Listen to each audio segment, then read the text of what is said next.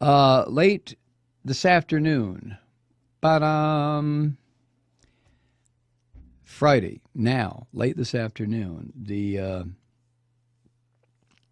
initial report, a conclusion, was released by intelligence officials in this country who concluded that Vladimir Putin, quote, ordered an influence campaign in 2016 aimed at the U.S. presidential election, end quote, and turned from seeking to, quote, denigrate Hillary Clinton to developing a clear preference for President-elect Trump, end quote. The conclusions, and there are many more, I'm just skimming the top here, of course, the conclusions were part of this declassified intelligence report that was ordered by Obama, released this afternoon. The main conclusions were described to the fascist moron in a sit-down earlier today. Intelligence officials who met with the fascist moron in his hotel. And he responded, the fascist moron, by acknowledging that Russia sought to hack into the DNC. But the fascist moron said nothing about the conclusion that Putin had sought to aid the fascist moron's, candidacy, other than it had no effect on the outcome, which has become the fascist moron's meme. Well, it didn't have any effect on the outcome. Well, I won by a landslide, biggest landslide. Anyway,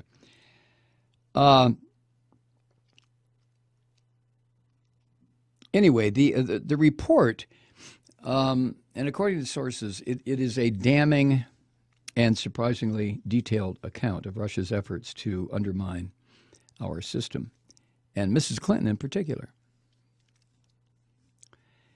And it went on to assess that Vladimir Putin, quote, aspired to help President-elect Trump's election chances when possible by discrediting Clinton and publicly contrasting her unfavorably to him, end quote.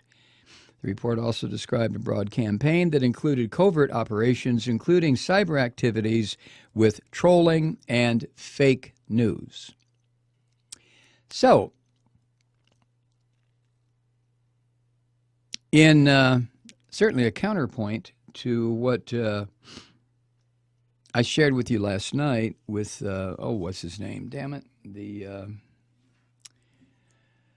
What's his name? The former Assistant Secretary of the Treasury. Hold on a minute. I hate this. I hate it.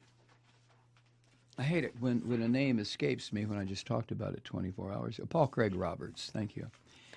You know, his studied conclusion was that, the whole thing charging the Russians with interfering in the election was just total bullshit. I don't know why he came to that conclusion. I really don't. Well, yes, I do. He laid it all out. Paul Craig Roberts, like Trump, does not believe that the Russians had that much of an influence on our recent presidential election.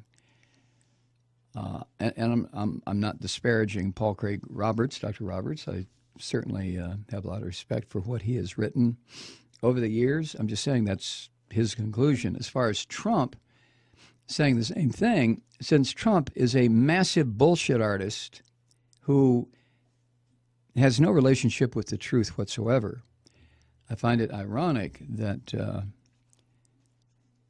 Dr. Roberts is coming to a conclusion based on something, a series of somethings, I guess, that Trump arrived at months ago, weeks ago. So, but I think it's very clear that the fascists who now, who in 9 days, 15 days, when's the 20th? 14 days, 2 weeks from today. Hello. 2 weeks from today, the fascist regime that will now take over the United States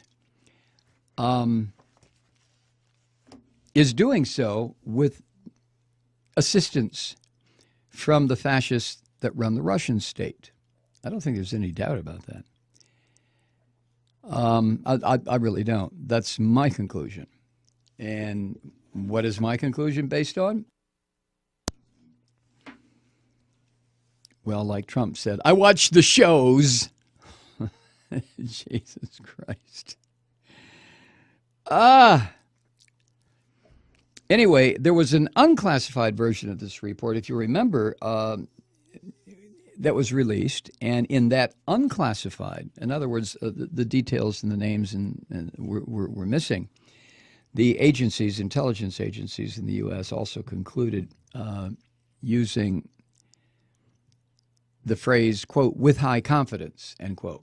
And when they use that phrase, with high confidence, it usually means that they've assembled all the information they can get their hands on and they've come to a conclusion. I don't remember the term with high confidence being used where it concerned the scam that resulted in our war crimes and our murder activity against the innocent Iraqi men, women, and children. I really don't. But the intelligence agencies concluded that Russia's main military intelligence unit, the GRU, created a fake person, a persona, that was Guccifer 2.0, and a website, dcleaks.com, that were used to release the emails of the DNC and the Clinton campaign chairman, John Podesta. Now, the people who met with the fascist moron today in his hotel were James Clapper, who we heard yesterday. I did, maybe you did, giving testimony, Director of National Intelligence. John Brennan, the Director of the CIA. Admiral Michael Rogers, Director of the National Security Agency. And James Comey, the Director of the FBI. Jesus Christ. Now, House Minority Leader Pelosi said this afternoon also that this intelligence report, the one that, with all the information, the one that people in the government now have seen, and I don't know if Trump has seen it or not, I guess. I'm talking about the one with the names.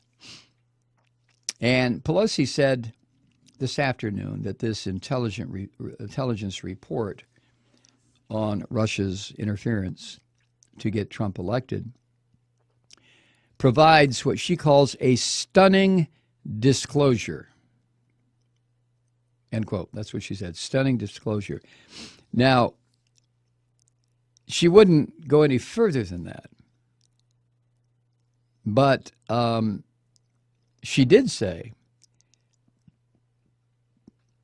after the intelligence community leaders briefed